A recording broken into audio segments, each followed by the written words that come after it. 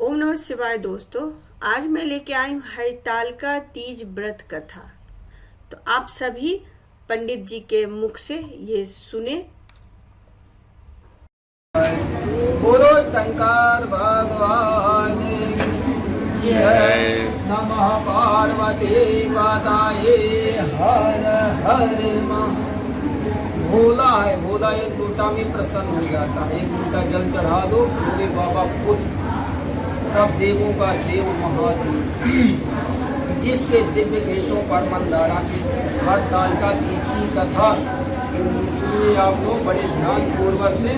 जिसके दिव्य केशों पर मंदार आदि के पुष्पों की माला शोभा देती है, और जिन भगवान शंकर के मस्तक पर चंद्रमा और कंठ में मुंडों की माला पड़ी हुई है, जो माता पार्वती दिव्य वस्त्रों से तथा भगवान शंकर दिगंबर वेश धारण किए हैं, उन दोनों भवानी शंकर को नमस्कार करता हूँ। कैलाश पर्वत के सुंदर शिखर पर माता पार्वती जी ने महादेव जी से पूजा की है, महेश्वर मुझसे आप वह गुप्त से गुप्त वार्ता कहिए, जो सबके लिए सब धर्मों से भी सरल तथा महान फल देने वाली हो। हे नाथ, यदि आप भलीभांति प्रसन्न हैं तो आप उसे मेरे सम्मुख प्रकट कीजिए। हे जगन्नाथ, आप आदि मध्य और अंत रहित हैं, आपकी माया का कोई पार नहीं है। आपको मैंने किस भांति प्राप्त किया है, कौन से व्रत तथा दान के पुण्य फल से आप मुझको वर भूलने मिले हैं। श्री महादेव जी बोले कि हे देवी, ऐसी मैं तेरे सम्मुख है उस व्रत को कहता हूँ जो परम शुद्ध है। जैसे तारागणों में चंद्रमा और ग्रहों में सूरज, वर्णों में ब्राह्मण, देवताओं में गंगा, पुराणों में महाभारत, वेदों में शाम और इंद्रियों में मनुष्य है, वैसे ही पुराणों की सबने का वर्णन आया है, जिसके प्रभाव से तुमको मेरा आधार आसन प्राप्त हुआ है। हे प्रिय, उसी का मैं तुमसे वर्णन करता हूँ। सुनो, भाद्रपद भादव मास के शुक्ल पक्ष की हस्त नक्षत्र संयुक्त तृतीया तीज के दिन इस व्रत का अनुष्ठान मात्र करने से सब पापों का नाश हो जाता है। तुमने पहले हिमालय पर्वत पर इस महान व्रत को किया था, जो मैं तुम्हें सुनाता हूँ। पार्वती जी बोली कि हे प्रभु, इस व्रत को मैंने किस लिए किया था, यह मुझे सुनने की इच्छा है, सो कृपा करके कहिए। शंकर जी बोले कि आर्यावर्त में हिमालय नामक एक महान पर्वत है, जहाँ अनेक प्रकार की भूमि अनेक प्रकार के वृक्षों से सुशोभित है, जो सदैव बर्फ से ढके हुए तथा गंगा की कल ध्वनि से शब्दायमान रहता है। हे पार्वती जी, तुमने बालकाल में उसी स्थान पर परम तप किया था, और 12 वर्ष तक के महीने में जल में रहकर तथा वैशाख मास के अग्नि में प्रवेश करके तप किया। सावन के महीना में बाहर खुले में निवास कर अन्न त्याग कर तप करती रही। तुम्हारे उस कष्ट को देखकर तुम्हारे पिता को बड़ी चिंता हुई। वे चिंता दूर होकर सोचने लगे कि मैं इस कन्या को किसके शादी करूं। इस अवसर पर दैवयोग से ब्रह्मा जी के पुत्र नारद जी वहाँ आए। देवर्षि नारद ने तुम शैलपुत्री को देखा। तुम्हारे पिता हिमालय ने देवर्षि को पाद्यासन देकर सम्मान से बैठाया और कहा कि हे मुनीश्वर, आपने यहाँ तक आने का कष्ट कैसे किया, कहिए क्या आज्ञा है। नारद जी बोले कि हे गिरिराज, मैं विष्णु भगवान का भेजा हुआ यहाँ आया हूँ, तुम मेरी बात सुनो। आप अपनी कन्या को उत्तम वर को दान करें। ब्रह्मा, इंद्र, शिवादि देवताओं में भगवान विष्णु के समान कोई भी उत्तम नहीं है, इसलिए मेरे मन से आप अपनी कन्या का दान भगवान विष्णु को ही दें। हिमालय बोले, यदि भगवान वासुदेव स्वयं ही कन्या को ग्रहण करना चाहते हैं और इस कार्य के लिए ही आपका आगमन हुआ है, तो वह मेरे लिए गौरव की बात है। मैं वसुने ही दूंगा। हिमालय का यह आश्वासन सुनते ही देवर्षि नारद जी आकाश में अंतर ध्यान हो गए और शंख चक्र गदा पद्म तथा पीताम्बरधारी भगवान विष्णु के पास पहुँचे। नारद जी ने हाथ जोड़कर भगवान विष्णु से कहा कि प्रभु, आपका विवाह का निश्चित हो गया है। इधर हिमालय ने पार्वती जी से प्रसन्नता पूर्वक कहा, हे पुत्री, मैंने तुमको गणध्वज भगवान है विद्या को अर्पण कर दिया है। पिता के इन बातों को सुनते ही पार्वती जी अपनी सहेली के घर गई और पृथ्वी पर गिरकर अंतत दुखित होकर विलाप करने लगी। उनको विलाप करते हुए देखकर सखी बोली कि हे देवी, तुम किस कारण से दुख पाती हो, मुझे बताओ, मैं अवश्य तुम्हारी इच्छा पूर्ण करूंगी। पार्वती बोली कि हे सखी, तुम मेरी जो मन की अभिलाषा है सुनाती हूँ। मैं श्री महादेव जी के वर्णन करना चाहती हूँ। मेरे इस कार्य को पिताजी ने बिगाड़ना चाहा है, इसलिए मैं निस्संदेह इस शरीर का त्याग करूंगी।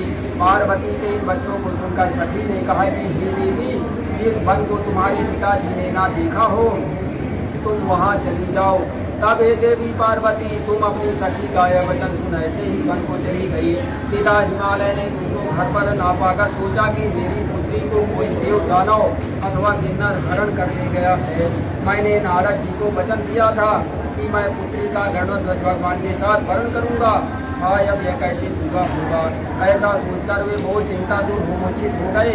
तब सब लोग हाहाकार करते हुए दौड़े और मूर्छा दूर होने पर गिरिराज से पूछे कि हमें आप अपनी मूर्छा का कारण बताओ। हिमालय बोले, मेरे दुख का कारण यह है कि मेरी रत्न रूपी कन्या को कोई हरण कर ले गया है या सर्प डस गया था, किसी सिंह या व्याघ्र ने मार डाला है।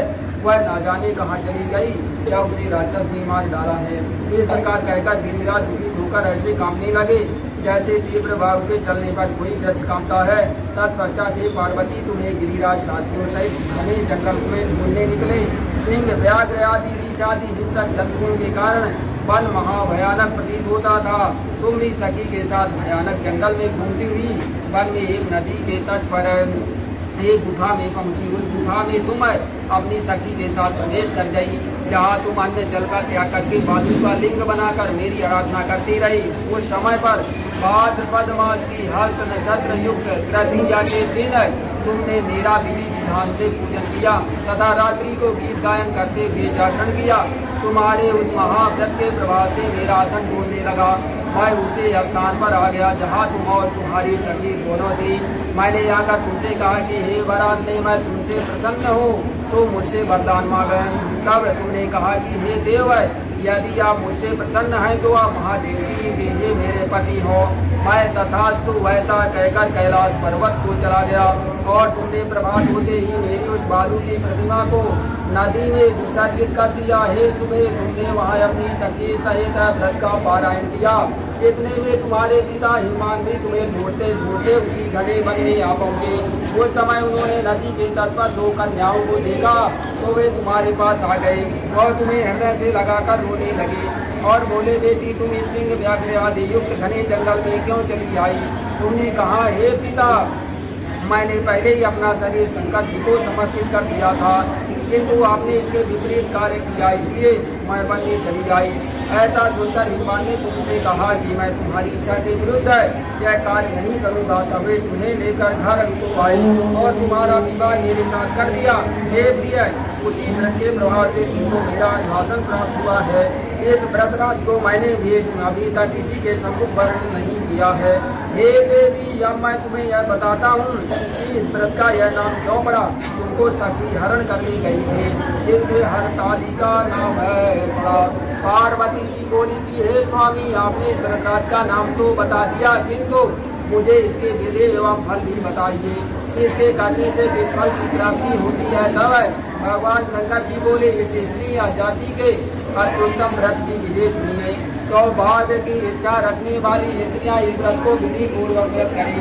केले के खम्भों से मंडप बनाकर उसे बंधन भारों से सुशोभित करें। उसमें विविध रंगों के उत्तम चांदी चांदी चंदन आदि सुगंधित द्रव्यों को लेपन करके स्त्रियाँ एकत्रित हो। शंख भेदी मृदंग आदि बजाए विधि पूर्वक मंगलाचार करके श्री गौरी शंकर की बालू निर्मित प्रतिमा स्थापित करें। फिर भगवान शिव पार्वती जी का गंध धूप पुष्प आदि से विधि पूर्वक पूजन करें। अनेक नए वेदों का भोग लगावे और रात्रि को जागरण करें। नारियल, सुपारी, जवारी, नींबू, लौंगना, नारंगी आदि ऋतु फलों तथा फूलों को एकत्रित करके धूप आदि से पूजन करके कहे कि हे कल्याण स्वरूप शिव, हे मंगल स्वरूप शिव, हे मंगल रूप महेश्वरी, हे शिवे सब कामनाओं को देने वाली देवी कल्याण गुरु, तुम्हें नमस्कार है। कल्याण स्वरूप माता पार्वती हम तुम्हें नमस्कार करते हैं। भगवान शंकर जी को सदा नमस्कार करते हैं। हे ब्रह्म रूपिणी जगत का पालन करने वाली माँ, आपको नमस्कार है। हे सिंह वाहिनी, मैं सांसारिक भय से व्याकुल हूँ, तो मेरी रक्षा करो। हे महेश्वरी, मैंने इसी अभिलाषा से आपका पूजन किया है। हे पार्वती माता, मेरे ऊपर प्रसन्न होकर मुझे सुख और सौभाग्य प्रदान कीजिए। इस प्रकार के शब्दों द्वारा उमा से शंकर जी का पूजन करे। विधि पूर्वक कथा सुनकर गौ वस्त्र भूषण आदि ब्राह्मणों को दान करे। इस प्रकार से व्रत करने वाले के सब पाप नष्ट हो जाते हैं। बोलो शंकर भगवान की जय। पार्वती बताए हर हर महादेव।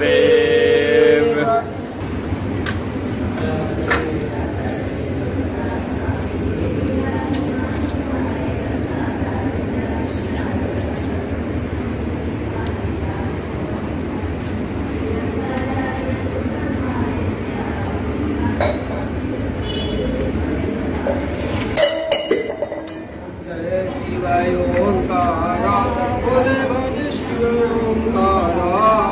ब्रह्मा विष्णु सदा शिव बोले भोलेनाथ महाशिव।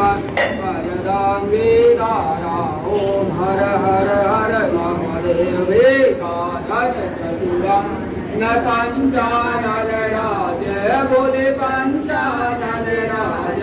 हंसासन गरुड़ा हंसासन करुणासन वृषवाहन राजे। ओम हर हर हर महादेव। दो भुज चार चतुर्भुज दस भुज तेसोर बोले दस भुज तेसोर। तीनों रूप निरखता बोले शिखरो निराला त्रिभुवन जन मोहे। ओम हर हर महादेव। माला वन माला मुंड माला डारी बोले मुंड माला डारी।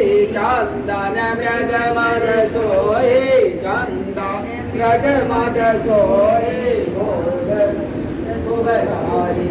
ओम हर हर हर महादेव। पीताम्बर पीताम्बर मालाम्बर अंगे बोले बालाम्बर अंगे। सनकादिक करुणादिक सनकादिक धर्मादिक भूतादिक संगे। ओम हर हर हर महादेव। कर के मात कमंडल चक्र त्रिशूल धरता बोले चक्र त्रिशूल धरता।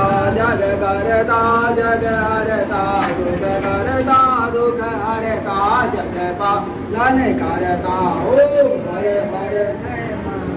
ब्रह्मा विष्णु सदा शिव जानत अविवेका बोले जानत अविवेका।